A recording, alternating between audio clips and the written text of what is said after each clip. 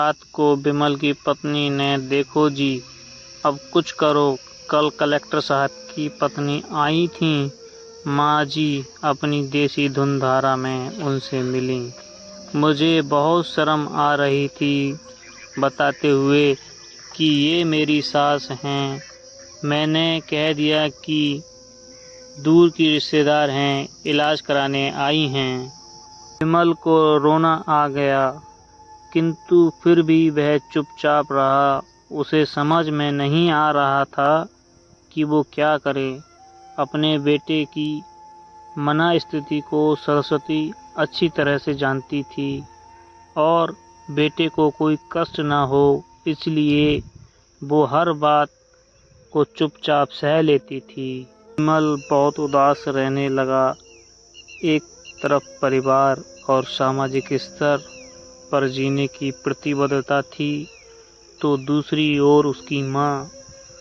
आखिर माँ से अपने बेटे की ये हालत नहीं देखी गई। एक दिन उसने अपने बेटे से कहा, विमल, बहुत दिन हो गए हैं, मैं अपने गांव जाना चाहती हूँ, मुझे वहां पहुंचा दो।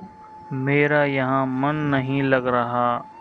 किंतु वहाँ वहाँ तो कोई नहीं है, तुम्हारी देखभाल कौन करेगा?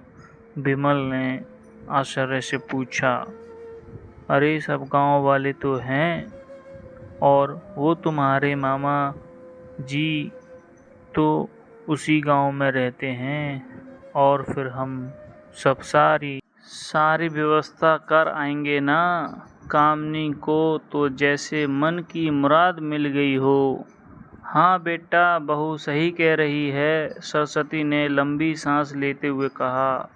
विमल जानता था कि गांव में माँ की देखभाल करने वाला कोई नहीं है, लेकिन अपनी पत्नी की जिद के कारण वह अपनी माँ को गांव छोड़ने पर विवश हो गया था। को गांव छोड़कर आते वक्त उसे रोना आ रहा था तथा अपनी बेबसी पर गुस्सा भी आ रहा था, किंतु परिवार, पत्नी और समाज ने उसके इन मनोभावों को दबा दिया और वो सुकून सा महसूस करने लगा। कुछ दिनों के बाद उसके चाचा, जो अमेरिका में रहते थे, आने वाले थे।